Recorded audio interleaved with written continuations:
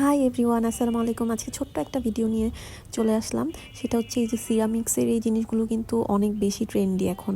রাস্তার পাশে দেখেই আমি দাঁড়িয়ে গেলাম। তো এটা হচ্ছে কি ওয়ারির একটা র্যাঙ্কিং স্ট্রিটের বাটার দোকানের ঠিক অপোজিটে এই মামাটা বসে।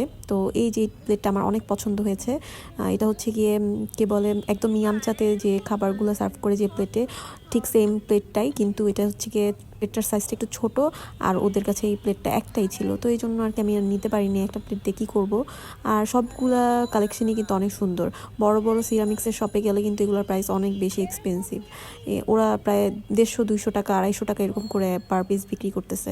তো দামগুলো খুবই কম ছিল, কিন্তু মেইন একটা প্রবলেম হচ্ছে এখানে মানে ফুল সেট পাওয়া যায় না, 6টা বা 12টা এরকম করে পাওয়া যায় না।